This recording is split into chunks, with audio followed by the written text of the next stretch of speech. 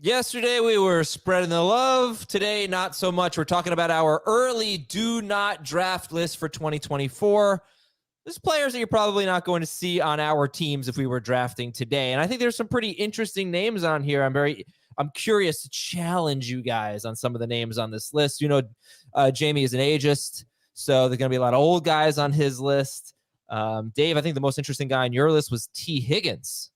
Yeah, I was like, oh, all right. We're going to get into it on that. Are you ready for a fight? You ready for a Higgins fight? Yeah, absolutely. Bring it on. Okay, I will. And there was a guy, Terry McLaurin was another guy on your list, and this is a little off subject, but not really. We talked a lot about Drake London yesterday, and you know what I thought? I thought maybe worst case scenario for Drake London is Terry McLaurin. I see some similarities there. Again, this is what I'm talking about. McLaurin could basically never escape being on a bad offense. And even last year was the best offense he'd ever been on. It was one of his worst seasons, actually, for fantasy. But I had that thought, guys.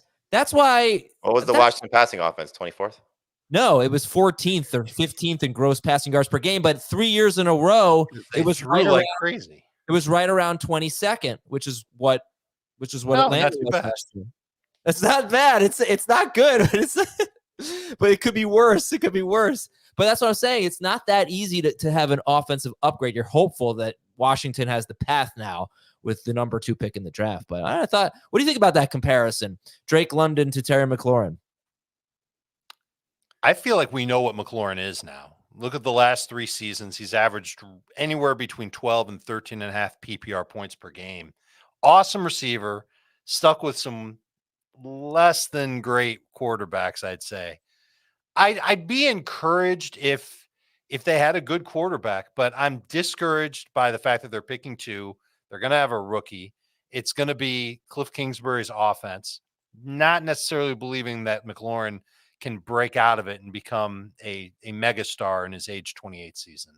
Whereas London does have a chance, may not have the same type of quarterback. You got to see who his passer is. He's been in the league 2 seasons. He only has a stretch where he's been close to where McLaurin's been. I think we've got to see what happens in Atlanta over the next couple of months, because there's a chance. Listen, I already said it. The Commanders are going to get themselves a rookie quarterback. I don't know what the Falcons are going to do. If the Falcons end up with a worse quarterback situation, very easily McLaurin could be better than Drake London. I guess I mean, like, think about all the hope we had for Terry McLaurin. And I think we're done. 12, 13.5, 12.2. And barely, if at all, a top 24 receiver in PPR points per game. Yeah, I don't know if he's ever cracked the top 20, maybe back into the top 24. But I guess I'm just saying we know he's a great player, but it just never worked for him. And that's my fear for Drake London. Yep, I get it. I think he's going to be one of the best value picks, though. Which one? McLaurin. Let's see. McLaurin. You draft him as the 3rd receiver. There's still that upside. He still went in the 2 picks we did. Is there that upside though? He in the drafts that we did, he went in round 5 or 6, which is for 3 receiver leagues. That's perfectly appropriate. Yeah, and looking for 12 PPR points from a number 3 receiver is great. It's when you make him your number 2 receiver that you could feel a little bit bad about things. Okay. All right. Well, anyway, welcome to the show. Today it's all about hate. Just a mean, nasty show. But you just got to requalify how you phrase it, though, because there's no such thing as a do not draft list. Agreed. All right. Well, dare I say, how do you define it? What's your do not draft list? There's guys you're avoiding at cost. Okay. Which is a very clunky way to say it, but it's just none of the players that we are going to say today, we wouldn't say, I'm not drafting this guy if he's available in whatever round you want to attach it to. Mm-hmm. Right. Like if McLaurin's there at the 6-7 turn, it almost doesn't matter who his quarterback is. You're going to be interested in getting him. Because you've seen the worst. You've seen the floor. Mm-hmm. And I was also thinking, it's not just that necessarily. It's also, for me, it's if you draft him there, that's cool. I'm not going to criticize you for it. But he's not for me. He's just not my guy there. And I'm wondering if a lot of people would have Christian McCaffrey at number 1 overall on their do not draft list. Like, hey, look, I understand why you're taking him number 1, But for all the things that you guys were talking about yesterday and what Dave tweeted over the weekend, he gives me the heebie-jeebies a little bit. You know what I mean?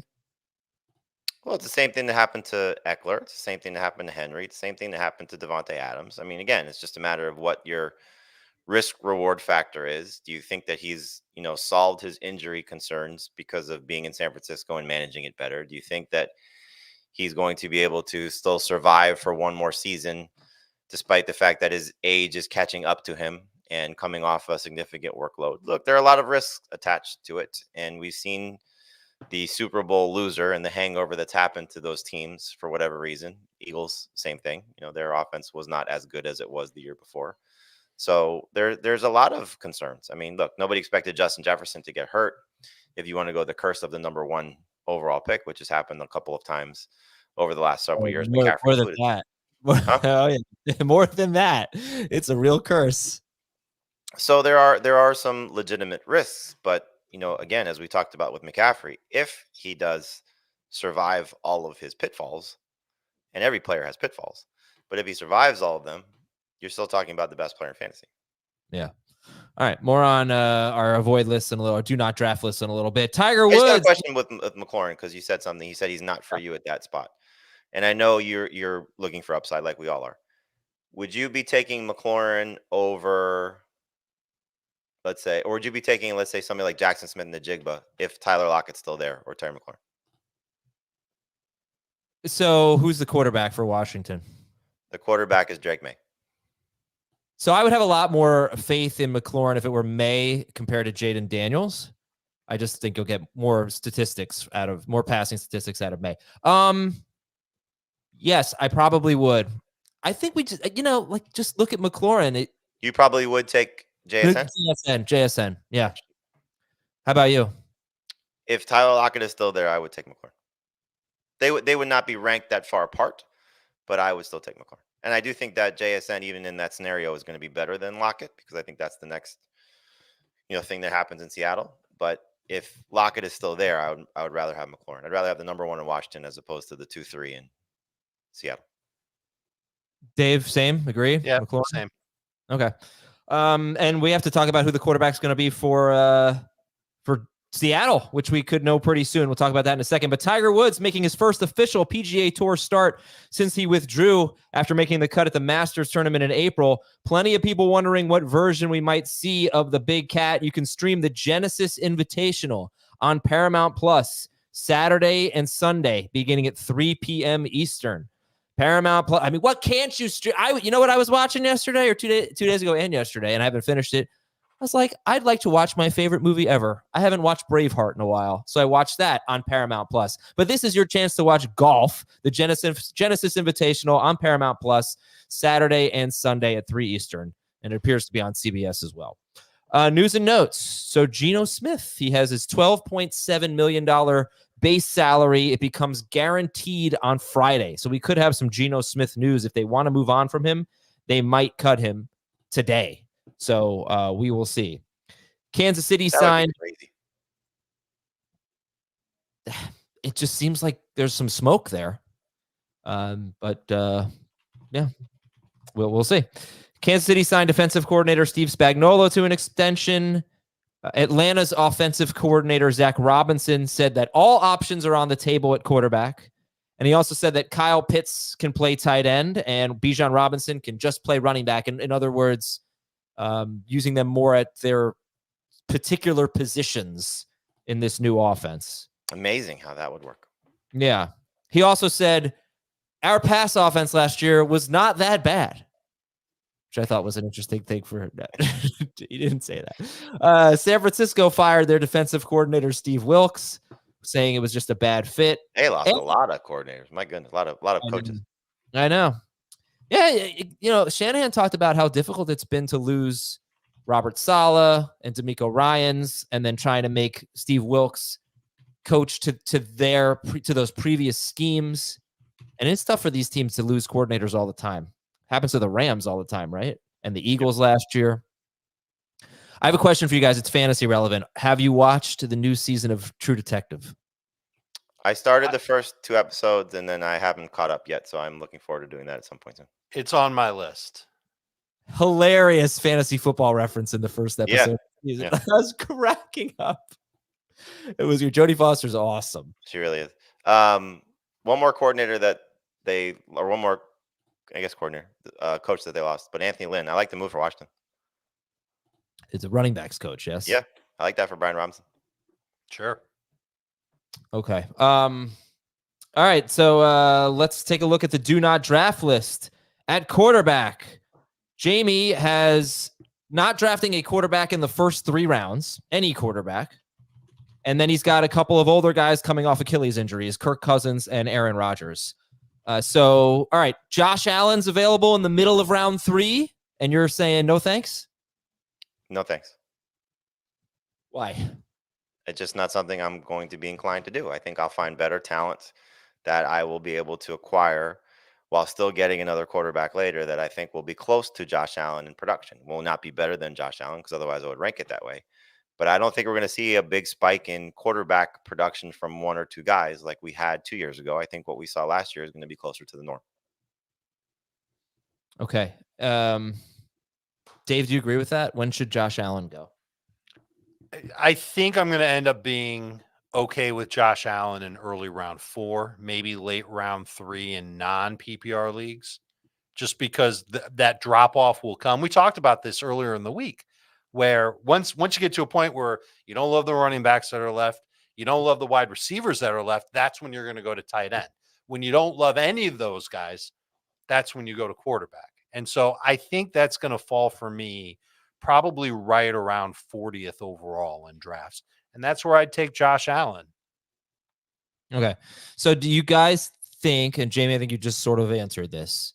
Last year, Allen was great. He was QB1, but he wasn't him. He didn't score as many points as he usually does. Do you think, let's see, 26.2 points per game for Josh Allen. Before that, the previous 3 years, 28.9, 27.6, 28.7. You think he gets back to 28? That would be 2 more points per game almost. No, I don't. Unless they make a big splash at receiver. Why not, though? If he was that good, because Diggs is not Diggs. I don't think Diggs is the same player. I don't think they're going to necessarily replace Gabe Davis if he does leave as expected with something, either a first-round talent or a big free agent signing. I think they made that move last year in the first round to get Dalton Kincaid to upgrade that position as a pass catcher. I think Khalil Shakir is certainly going to show that he's capable enough to be a complementary option. And as we saw when Joe Brady took over, there was more emphasis on the run. Sean McDermott also, prior to the season, was again very adamant, and he said, I'm going to say this again and again and again. And his quote was, just put me on repeat. I'm not going to change my tune on this. We want him to run less. Now, that didn't necessarily play itself out too much because of how much he still ran, but that's something I think that they want to rein him in continually to make sure he's healthy and make sure he has a long playoff run. And we saw 2 years ago, the elbow injury was a problem for him. Who knows how much he got banged up throughout the course of the season in any way, shape, or form this year too. So his rushing touchdowns may decline a little bit. And he was certainly very good at finding the end zone. I think he tied with Jalen Hurts in terms of rushing touchdowns for this season to lead the NFL. So if it goes from double digits to 7 or 8, which is still great for a quarterback, then you're still talking about if his passing numbers don't significantly increase like they were a couple years ago, 26 points might just be where his ceiling is, which is fine. It's great. But I just don't think he's getting back to that level. Okay. Let's go to the next 2 guys then, Kirk Cousins and Aaron Rodgers. And again, this is when is it okay to draft them? And also, we don't really know what a quarterback is going to look like coming back from an Achilles, right? It's still a little bit unknown. And Rodgers was guys, though, that's the problem. Yeah. But Rodgers has like that voodoo magic that made him heal in 3 months. But they were in our 2 drafts that we did. I think Kirk Cousins was the last quarterback drafted. He was QB 17, and Aaron Rodgers was not drafted. So I'm sure you don't have a problem with that. Not at all. Not at all. They will not be guys that I would be coveting, though. They will be guys that if we're in Superflex or 2 QB leagues that I would be settling for as a second quarterback as opposed to be targeting. I think in the case of Cousins, he's going to end up being a bridge quarterback, whether it's in Minnesota or someplace else. I don't think he's going somewhere to be a long-term answer by any stretch. Even with the Vikings, I think it's a very short-term play. And for Rodgers, we know there's not much of a long-term situation there for the Jets. So I just look at it as The offensive line is most likely still going to be a concern for the Jets, no matter what upgrades they have, unless it's just completely significant. A lot of free agents, and they spend their entire draft capital on retooling that part of the football, which they can. I mean, look, their running back situation is great. They have a legit number one receiver. They could piece together the second options, and it may be Davante Adams if they do get aggressive and really want to bring Rodgers as a guy, as he has expressed. But he's still going to be 40 years old behind what could be a mediocre offensive line if it's upgraded to that. And that still makes me very nervous. So, again, two guys that I would be looking to avoid, but at the basement bottom price of last round pick, if that's the best second quarterback, if I'm inclined to take two, then I would consider them there. All right, Dave. Caleb Williams goes to the Bears. Drake May to the Commanders. Jaden Daniels to the Patriots. How many of them are you taking ahead of Cousins and Rodgers? Williams, yes. Here's a question. Does my league have IR spots? Sure, yeah. I want Cousins. I'll take Cousins in like round 14, 15 if he's there, just to stash him for when he comes back and see what we've got with him. He might begin the year ready to go. And so he might be on my IR spot until week 1 comes. And then I'm going to have to make a move. I think Williams has more upside to be great for fantasy, and he'll be ready to go week 1. I don't have to worry about his health. I don't have to worry about his age.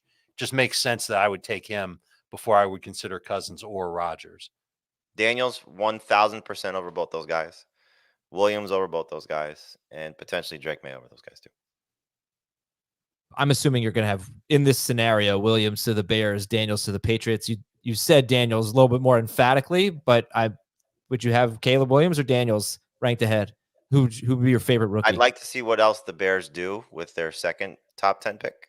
But Daniels on his own could be better than Williams based on his life. What do you like about him? His running is going to be awesome. I hope so. I haven't watched him yet, so it's part of the reason why I wasn't ready to say that I would take him over Cousins. And I know that he's a runner. Yeah. It's a New England thing, though. different New England. I hope it is. They don't feel that different. That's the problem. Like they definitely stayed in house quite a bit. Yeah, I think Mayo is a different guy than Belichick for sure. Right, but they promoted from within a defensive coordinator. Their front office, that's what I was a little surprised with New England. I kind of felt like they needed some fresh ideas. Maybe it was just Belichick dragging them down. Well, I mean, based on the things that Robert Kraft has said, he's kind of thrown Bill under the bus a couple times. So I wouldn't be surprised if there's some changes. But they're having, I mean, that's the thing. They just, it's like kind of the same group, at least in the executives. But no Belichick, so that's obviously a big deal. All right, I want to take a break. We got running backs to talk about when we come back. When would you take Derrick Henry, Tony Pollard, Raheem Mostert? These guys are on the do not draft list for either Jave or Damie. And we'll talk about that when we come back on Footy Ball, Fant Ball today. We'll be right back. We give thanks to the athletes who took big risks, who beat the odds despite being oddballs because of their skin. But to change the status quo, you have to be willing. This is the month we remember. But more importantly, the dream of something bigger.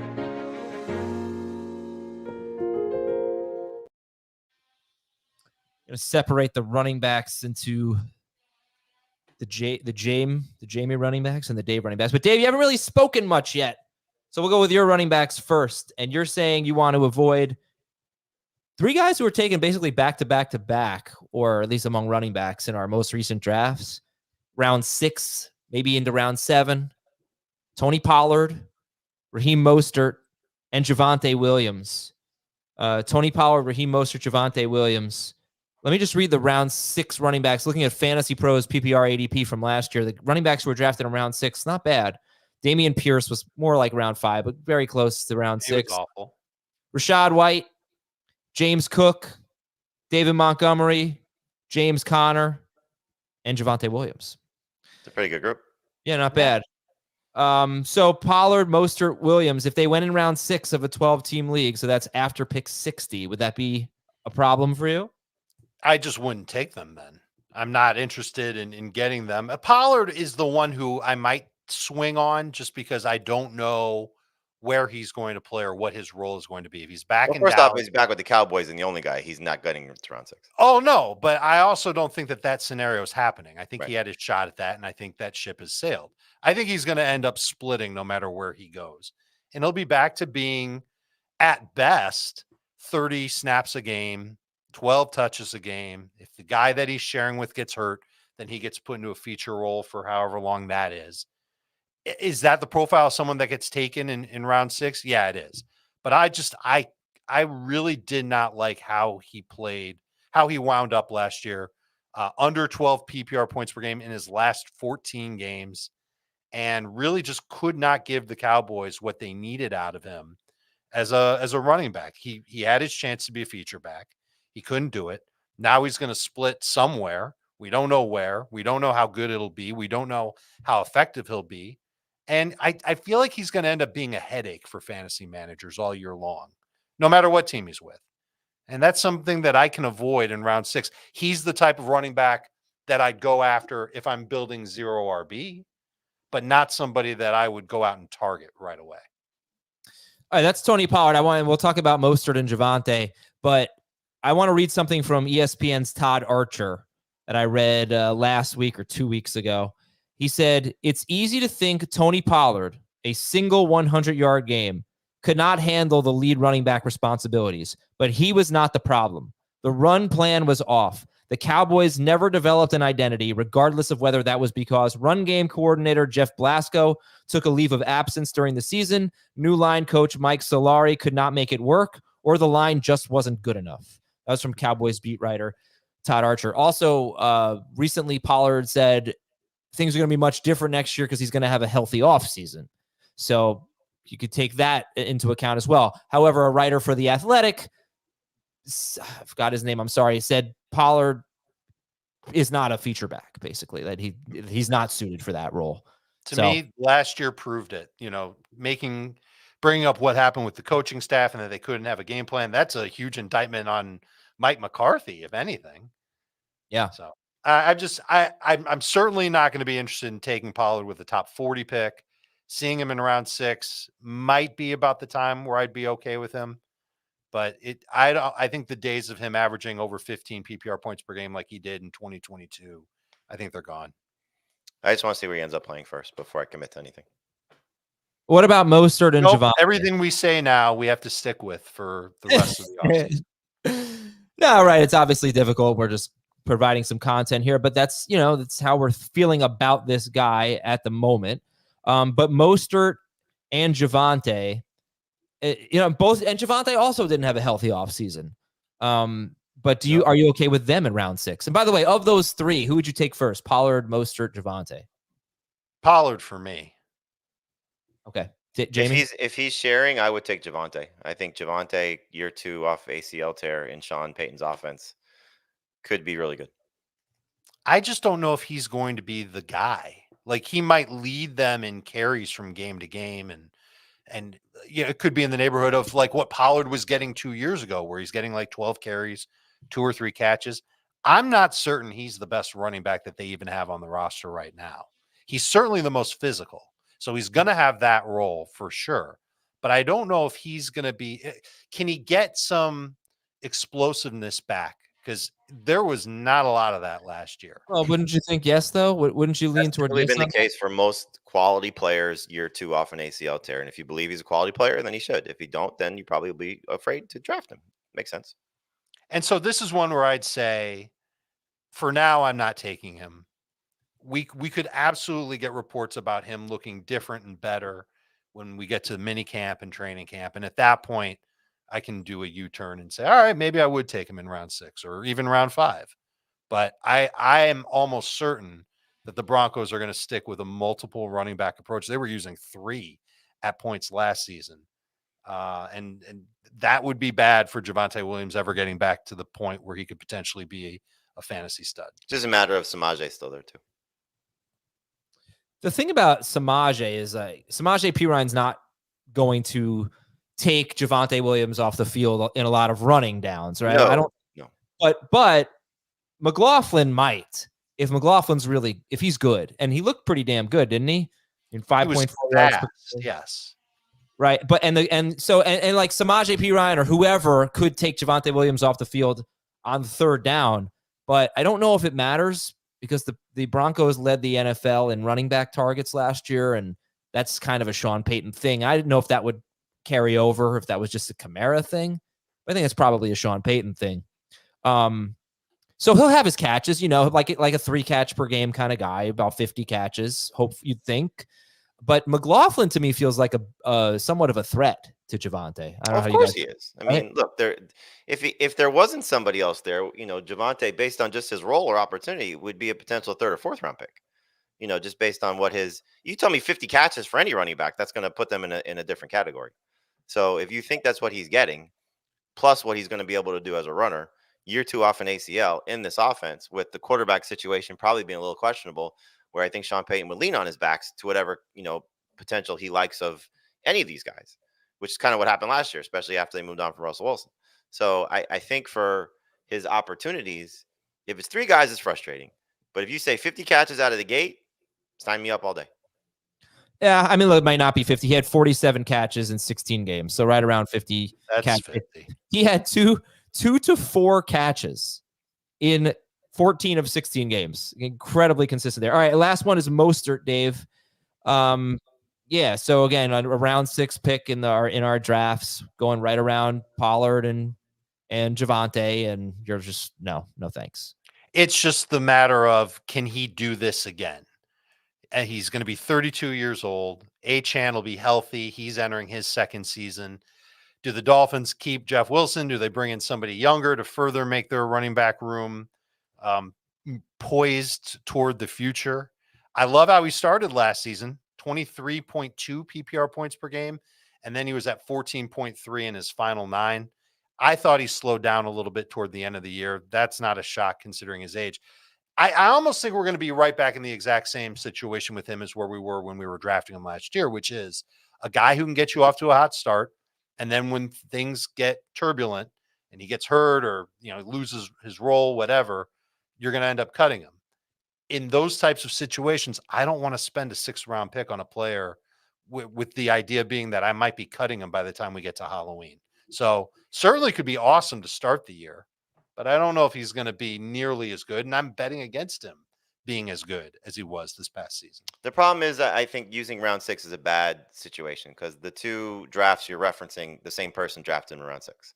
So I don't know if that's just that particular drafter is inclined to think that Mostert is going to still be a as much of a contributor with Devon Achane, because I don't think any of us are going to rank Mostert as a round 6 pick while ranking Devon Achane as a potential round 1 pick, certainly a round 2 pick. So I think it's probably one person thinking that Mostert is still going to be that good. I would say if you're getting Mostert, which is probably where he'll end up going, is somewhere closer to round 10. That to me feels good. So, but the only reason for that is his age. He's going to be 32 years old. But because I think the comparison that you'd have to make is Dolphins backfield to Lions backfield. And we'd be perfectly fine with David Montgomery in the 6th round, I think, right? And we have Jahmyr Gibbs as a 1st round pick. We have Devon Achane as a 2nd round pick. If things stay the same, you still have probably more carries for Mostert. He could conceivably out carry Devon Achane, who is a guy that never proved he could stay healthy with the never in 1 year. But he's a small guy. I mean, you're totally right. But you said it. He's 32. And so I spoke to him at the Pro Bowl. I said, "What changed for you? Are you trying to just be one of these guys that can break the stigma of 30-year-old running backs continuing to produce?" He said he changed his diet. That's a big part of it. He said being healthy for 2 years in a row was huge for him. He never really did that in his career. Certainly in San Francisco, we know about the injury woes that he dealt with.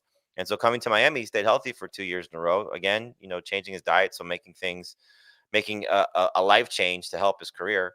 But Father Time is undefeated, and 30-plus-year-old running backs are really tough to trust. And so in a smaller, reduced role in Miami, yes, he could still be very successful.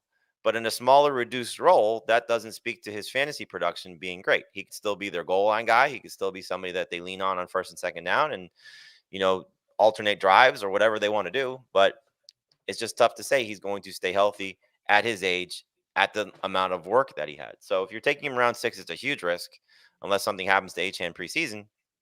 But I also think, like Dave said, I don't know who the third guy is going to be. And that I think will matter in Miami's offense because they will use a third guy at times, maybe not to the extent of what they did a couple years ago, but they will use a third guy. And if it's Jeff Wilson again, then I feel good about Mostert. Okay. All right. Let's talk about Jamie's running backs here. And so again, to recap, Dave thinks those round 6 picks on Pollard, Mostert, and Javonte are too early. Jamie is focusing on some older guys that he just doesn't see drafting a lot of. Nick Chubb coming off the ACL, Derrick Henry, and Austin Ekeler. In our most recent drafts, Nick Chubb was around 4 pick in half PPR, around 5 pick, 12-team leagues in full PPR. Derrick Henry, unless it was written down wrong, he was 38th overall in our half PPR draft and 82nd overall in our PPR draft. So big difference there for Derrick Henry. You can't use our drafts are done without really draft rooms. So. I know, but what am I supposed to use? Like, I don't have ADP. There is no ADP. Right. It's the best of a bad world, basically. So, and then Austin Ekeler, it was actually around 7 pick, around 8 pick in our 2 drafts. So nobody seems to want him. All right, Jamie, Nick Chubb. When would you consider him? 7, 8. Wow. That feels a little late to me. Again, 28-year-old running back coming off. Be 29. Coming off a major knee injury. No. Okay. So then he's going to be 29 on December 27th. So to me, this is his age 28 season. Okay.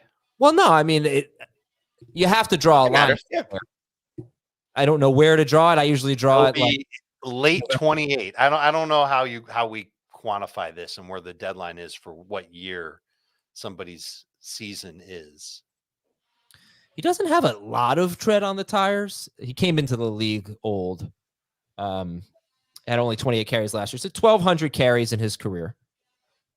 He's not going to last till round 7, obviously, Jamie. So you're going to be out on Nick Chubb. Yeah, I will not be drafting Nick Chubb. I'd be much more inclined to draft Jerome Ford if he's the second guy there, because I do think that we'll see some struggles. And again, you want to use the 2 running backs that we had coming off ACL tears last year. Breece Hall was fantastic. Took a little bit of, some time. I know he had the great week 1 game, but took a little bit of time, and then he proved himself to be fantastic behind a terrible offensive line.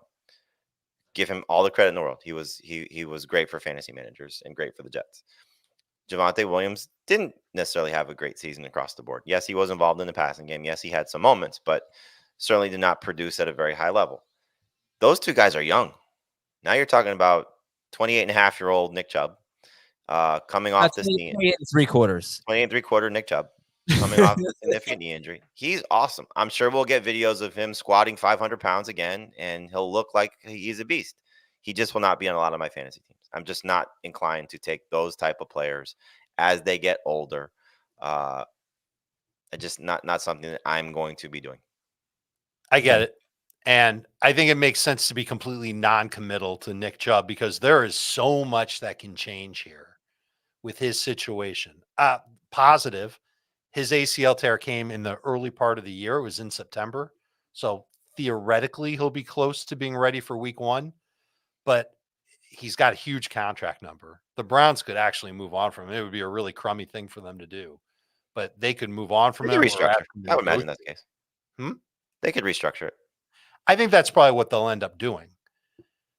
And if he restructures, he stays in Cleveland, and he's participating in training camp. I've watched enough of this dude. I don't think I'd want to bet against him.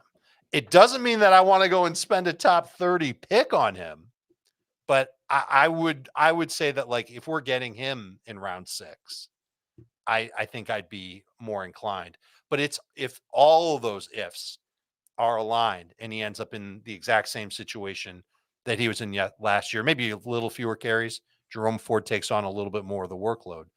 I could see him going down the Breece Hall path pretty easily and being a big-time running back. Yeah, just Breece had so many catches, and you're never going to get that from Chubb. That's fair too. Yeah, I think it's a good comment from Aaron. He's also in a better offense for Nick Chubb with a better offensive line, so give him that plus if you're going to do that. Right. That's why Cleveland's important. If he goes on to like Tennessee or something like that, I don't know if round 8 would be early enough for me. I don't think Chubb is going Not to be as late good as enough. Derrick Henry was this year. All Again, right, let me read the comment. Sorry. Aaron said, worst case scenario for Chubb is Derrick Henry of this year, who was, by the way, second in the NFL on rushing yards, but he was on a per game basis. He was 13th in non-PPRs as Derrick Henry, 16th in half PPR, RB 18 per game in full PPR. That was Derrick Henry, and that's what Aaron is saying. Worst case is for Chubb is Henry of this year. I think that's the best case. Okay.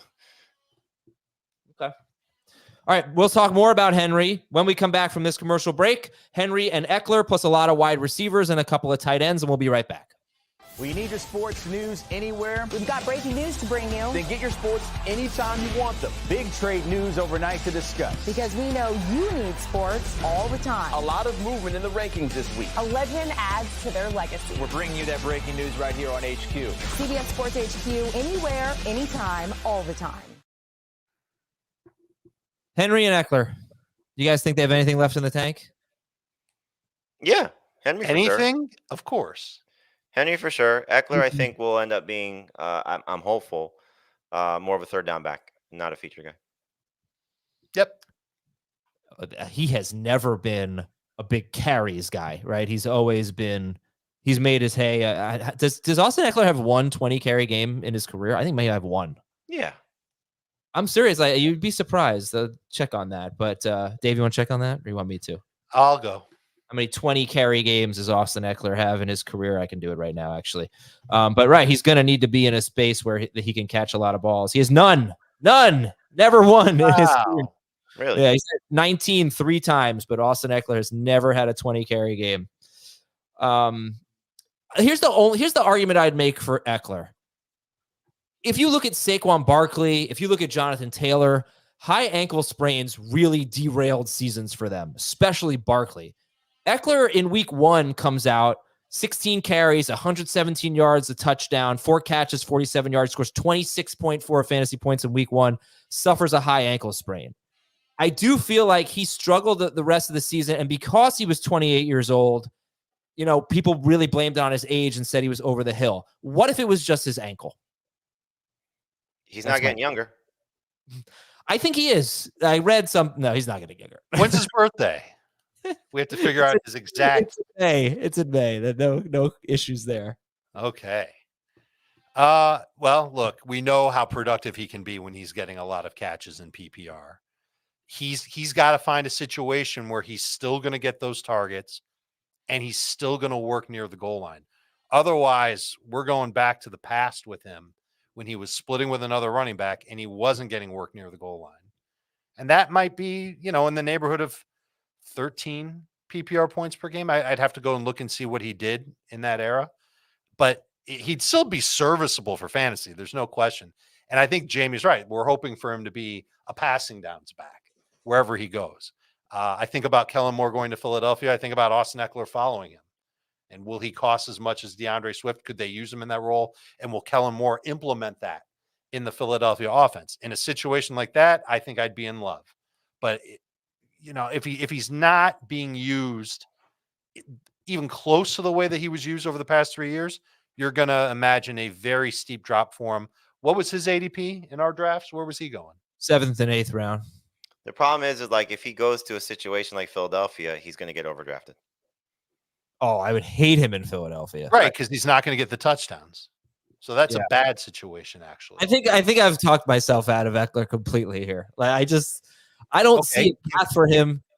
I feel like he needs 70 catches to be good, to be like really impactful. He needs 70 catches and he needs like 10 touchdowns because he's not going to get the rushing work almost no matter where he goes. Right.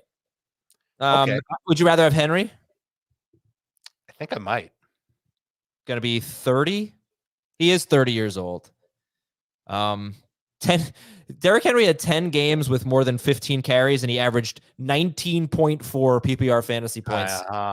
But he just when they were trailing, he stunk. Yeah. It's terrible. What team is he on? Is he on a contending team where he can be the running downs powerhouse, goal line smasher? Like if he goes to Philadelphia, that's going to stink because he's not going to get every single short yardage goal line carry. But that's a team that, in theory, will be competitive and not playing from behind so many times like the Titans did. I just think almost all the scenarios that you're going to probably pose, that he goes here, he goes there, he's going to get overdrafted for me. Like he goes to the Raiders, which I think would be a great fit. You're talking about a team that definitely relied on its running game with Antonio Pierce, and it's an offensive line that's improving. Hopefully there's going to be a good quarterback situation in place there. He's going to get pushed up into the first 3 rounds, and I'm out. If he goes to the Bengals to replace Joe Mixon, he's going to get pushed up, his ADP, and I'm out. If he goes to Baltimore, his ADP is going to get pushed up, and I'm out. So just for me, I'm not drafting him at his age, switching teams. I just don't think you're going to get the bang for your buck. I think when he's healthy, he'll be awesome. And look, he's avoided injuries for the majority of his career. He had the foot injury 3 years ago, and we saw what happened there. But kudos to him. He bounced back and was just as good the following year, and still very successful this year. You mentioned it. Second in the NFL in rushing. Still gave you some very good performances. Didn't live up to his ADP, but that's understandable. If you were drafting him that high, I don't think you should have expected him to live up to his ADP. But he's a beast. He's an alien. We've talked about this for years. So he'll still be good. I just will not be drafting him at his cost. He falls into maybe the round 5 or 6 range, then I might have some interest. But that's never going to happen. I bet he ends up in round 4. I think so basically I just feel like you saw that stat I just gave, right? 10 games where he had 16 or more carries, 15. Well, yeah, 16 or more. Right, but I've got a similar stat, but yeah. Right, but how many teams are going to give him that opportunity? I just don't see it at age 30. The teams that make some sense if they fix some things, and you alluded to this already with one of the guys we talked about, Dallas, because they've had some interest over the last couple of years. There was some buzz at the trade deadline about Miami if they decide to move on from Mostert and make him part of the tandem. There was actually one of the Dolphins reporters asked Raheem Mostert, ironically enough, are you recruiting Derrick Henry? Because of, there was the interest at the trade deadline for Miami. Yes, I'm recruiting him to replace me. Sorry. Yes. Baltimore clearly would be, a team that good. has a big hole, and we know that they like to have a power running back. We saw it with Gus Edwards. I think they wanted that to be J.K. Dobbins, but can't stay healthy. So there'll be a lot of teams, I think, that will give him those touches, still with some old school coaches or coaches that want to take some pressure off maybe a young running back. Look, would surprise you if Carolina moved on from Miles Sanders and maybe threw some of that money at Derrick Henry to take some pressure off of Bryce Young. Could see that. Yeah, but 280 carries. I mean, do you see him getting 280 carries again? I don't, because I don't think he's going to stay healthy. I mean, I just don't bank on older running backs. It's very rare that they make it through a full season when they're getting that much work. By the way, this is a topic for another show, but probably Minnesota would be the team, the running back opening that fantasy managers could be salivating over. Sure. All right, we got to talk about some wide receivers here as we're running a little bit long. So Jamie wanted to talk about the guys he wants to avoid or any 30+ wide receivers in the first 3 rounds. We'll do Jamie's in a minute here, but Dave, you had Terry McLaurin, T. Higgins, and the Steelers wide receivers. So Higgins would probably be the first off the board. He did go in round 5 in one of our drafts, but he went at the end of round 3, 36 overall in one of our drafts as well. And then McLaurin and Pickens were like round 5, round 6 picks. Diontae was the last of this group. But I do want to ask you about Higgins, because yesterday you said Joe Burrow was a player you loved. We talked about the report that they were likely to franchise T. Higgins. So I know the way you're ranking Jamar Chase and the way you're ranking Joe Burrow. Seems like you're willing to forgive and forget last year. But why are you saying you're avoiding T. Higgins? I just think that he's going to be a little bit higher than what we were talking about with Terry McLaurin. And that's what he was in 2022. He was 13.8 PPR points per game. Last year, down year, he had a bunch of injuries. Burrow, obviously, with his situation, they overlap. Burrow's good games, so that's week 5 until he got hurt, along with T. Higgins. They only played 3 games together. They still averaged only 11.6 PPR points in those games. The reason why I love Joe Burrow is because I think he's an awesome quarterback. It helps that he's got Jamar Chase, who I think is an awesome wide receiver. I think T. Higgins is a very, very good wide receiver. If he stays in Cincinnati, he's still going to be in the number 2. He's going to be up and down, so that inconsistency will be there. I do think he can do better than 11.6. I just don't think he can get to 15. So I don't want to draft him the same way that we drafted him this past season, where we thought, okay, Cincinnati's just going to air it out a ton. All the targets will be funneled to Chase and Higgins. Would be awesome in situations when Chase is out. But short of that, I don't think that he's necessarily somebody that we should – I think he'll get overdrafted is basically what it comes down to. And I think he could get overdrafted if he's traded. So the Bengals tag him and then they trade him to Carolina. And now he's the number one receiver for Bryce Young. There's no way he's getting overdrafted in Carolina. No, I don't think so either. But you never know how people are going to react because now he's a number one wide receiver. Now he doesn't have Jamar Chase. See, I would almost think like some of the scenarios that you could see. So you want to say Carolina, there's no chance he's getting overdrafted there. If he goes to Tennessee, I don't think he's getting overdrafted there. I think if he stays in Cincinnati, he might get overdrafted because people are going to romanticize with what he did a couple of years ago, thinking, okay, Joe Burrow's healthy. He's healthy. They made the commitment to keep him, and now they're going to feature him maybe to the same extent as they have in years past. Adam, I believe, if I'm not mistaken, you got him in round 4 in one of those drafts. 3-4 turn, yeah. Which to me is fantastic. I love that situation for him in that spot, no matter where. I shouldn't say if he stays in Cincinnati, love that for him. But look, if he goes to a situation where imagine he goes to Kansas City, like that would be a dream situation for him. He can still end up in a couple spots that will enhance his fantasy value. So I think he's still one of the better receivers in the league. Would not be opposed to drafting him as a number 1 receiver in the right situation.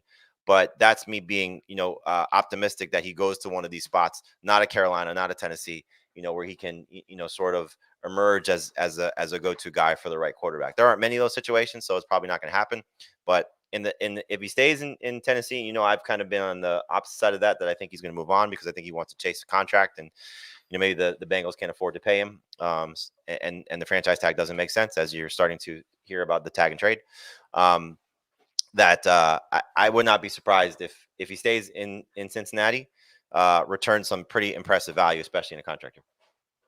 All right, and I know this people you might not like that I do it, but I think you have to do it with T. Higgins because you mentioned his points per game, Dave, in 2022, and you have to Azer stat him. Week 1, he played 26% of the snaps. Week 5, he played 16% of the snaps. Week 13, he played 1 snap. In those 3 games, he had 2 catches for 27 yards. That killed his averages. I think you can sum up T. Higgins very simply. Here it is. In 2021, he averaged 15.7 PPR points per game. He was wide receiver 13 per game. In 2022, he played 9 games that he didn't leave early, and Jamar Chase was on the field. He averaged the same amount of points, 15.7 PPR per game, and would have been wide receiver 13 per game. That is exactly how I viewed him. I didn't see him as a top 5 caliber player. I saw him as a very, very safe number 2 wide receiver. The only and if you're willing to throw out last year, I don't see why anything's different if he comes back and it's him, Chase, and Burrow. The only thing going in his favor that gives him more upside is in a small sample size when Higgins has been on the field without Chase, he's been a beast. That's true. Yep. So not every wide receiver has that injury upside. Like you can't say Terry McLaurin, well, if this guy gets hurt, whatever. But Higgins, if Chase misses time, he could be a top 5 wide receiver for that time period. So I think I'm good with him at 36. I hope he makes it to the end of the 3rd round. Oh, for sure. We talked about McLaurin. And who was your other one, Dave? I'm sorry. The Steelers wide receivers. Oh, yeah. So, I did see in both of our drafts some – I think this was before the Arthur Smith hire, though. Some love for Pickens and not so much for Diontae. Go ahead. No, I think Pickens will get drafted ahead of Diontae. And I'm worried that they'll get overdrafted because of highlights and hype and target volume in the case of Diontae Johnson. But I think the Steelers made it real clear that they want to run the ball. And they talked about it. Their owner talked about it after the season. They went and hired Arthur Smith. Wouldn't surprise me in the least if they tried to upgrade their offensive line in at least 2 spots. And I also don't think they're going to be able to get a huge name at quarterback. I know that people are linking Justin Fields to them. I'd be a little surprised if they got a huge name at QB because I think they still want to see what they have in Kenny Pickett. But it's all going to point to them being a team that wants to run. And so I think that you kind of have to look at these receivers as middling wide receiver threes going into 2024. And do either of them have the upside to be better than that? I would think so. I just don't know if those opportunities are going to be there like they would be if they were on a different team, or if the Steelers made moves to try and be a more dynamic passing offense. I just don't think that that's where they're at right now. All right, let's talk about Jamie's wide receivers here. Jamie, you say you want to avoid on your do not draft list any 30-plus wide receiver in the first 3 rounds. Yes, so does that include Tyreek Hill? He's not 30 yet. He will be in March. That's not 30 yet. Okay, so other than him, Cooper Kupp, he'll be 31 in June. Davante Adams will be 31 on December 24th. So this will basically be his age 30 season. He'll be 30 and 3/4. DeAndre Hopkins turns 32 in June, and Stephon Diggs turns 31 on November 29th. Did I miss anyone? Kupp, Adams, Hopkins, Diggs. Keenan Allen. Okay, thank you. 32. So it's 31 or older, not 30 or older. I consider Adams 30. He'll be 31 on Christmas Eve. Diggs, same thing. 31 on November 29th. It's basically everybody but Tyreek Hill. Okay. Dave, do you agree with all of that? No. I think some of those guys I'm going to be interested in. It just has to be at the right spot. You know, we were taking Davante Adams as a round 1 pick. He's not anymore. We used to take Cooper Kupp as a round 1 pick. He's not anymore. Keenan Allen was like a 2-3 turn type guy in PPR. I don't think he's going to be there anymore either. And Diggs, everybody's going to be nervous about after the way that he finished last year. So I get where he's coming from. I don't think it's an ageist thing. I think it's these guys aren't as good as they once were thing. It's an ageist thing. They're not as good as they once were because they're old. Except for Keenan. Keenan Allen, we have to point out, I thought Davante Adams and DeAndre Hopkins had numerous games where they looked not like an old wide receiver. Well, I mean, look, there's going to be times when great players still flash.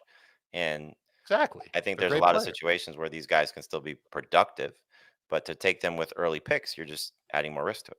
So I'm going to look to avoid that risk. That's fair. Adams was on the worst offense of his career. And Hopkins may be the same. I would bet the same. I haven't done that, probably. But I don't know. Probably was the Texans offense or two that was just as bad. Right. Oh, right. He had the Osweiler season, and he was awful that year. And he came back after that, and he was a Hall of Famer. But there is that, maybe fantasy managers would be even more concerned if those guys had struggled on good offenses, good passing offenses. They struggled on. But do you see them getting that much better? I mean, don't know. Tennessee's got some potential, but who knows if Hopkins is still there? Adams may be with the Jets, and that would be, I think, not a disaster, but you're adding him to, another receiver that has some upside that may hurt him. Plus the Adams fallback. Sorry, I have my dog here. You have a dog? Yeah. Oh, you just got the dog? Oh, you have a puppy. Look at this. That's why I name it. Camera. She was eating it. Her cage. What's your dog's name? Orly. Orly. Yes. That's awesome. How long have you had the dog? About a month. Do you ever call it O'Reilly? No.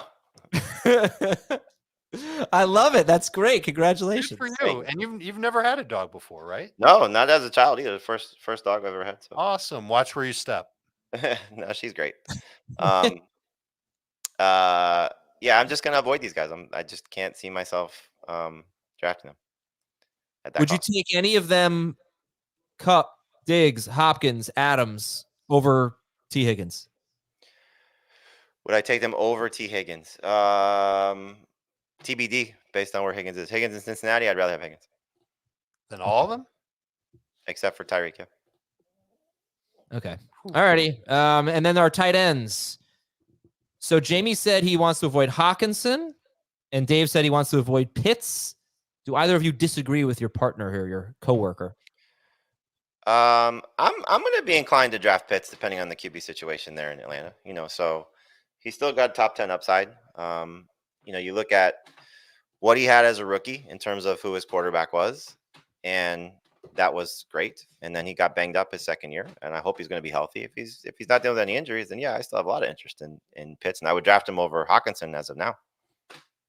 Top 12 tight end, sure. But like not priority, but like second or third tier tight end. I don't know what I need to see or hear that's going to make me buy into Kyle Pitts. Let me think of the best case scenario. Healthy. Yes. The offense has already changed.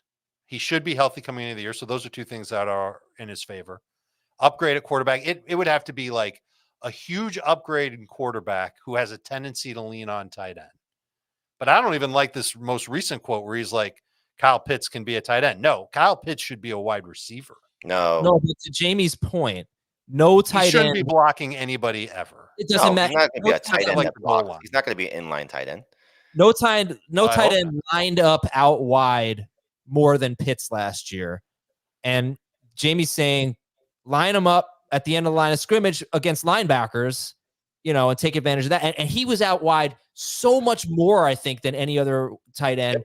And his ADOT is way too high. I mean, that's fair. I like that's a guy. True. So that comes down.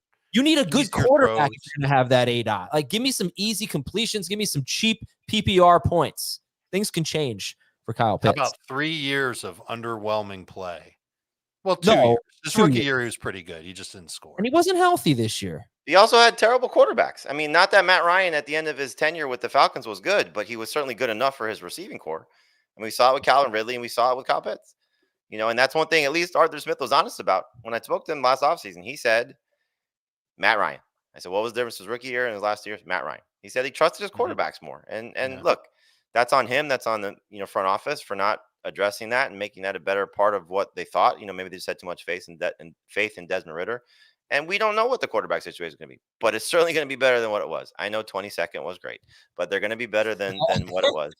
So that's my hope for Pitts. There's still too much of a unicorn player to give up on him yet.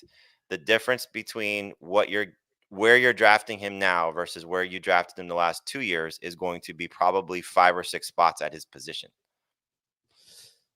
My final point about that the Falcons finished 22nd in pass attempts that wasn't that bad is that my final point is this. They could get worse. If they're not guaranteed to get better. There were 10 teams that were worse than them. That was my point. I think they'll get better. And I think they'll get better simply because they'll throw more. But things can get worse. That was my point. Things could definitely get worse. Things can get worse. Yeah. All right, let's finish up there. Let's wrap it up. We're going to do some FFT in 5 if you want to hear some more. Maybe I'll come up with my do not draft list like I did yesterday for my players I love. And managed to talk about ETN yesterday again. So there's that. I love ETN, but I also hate ETN. Here's why. I love ETN, but he's on my avoid list now. We'll figure it out. Thanks for watching and listening, everybody. Have a wonderful weekend. We'll talk to you Monday on Fantasy Football Today. Oh, bye, Orly.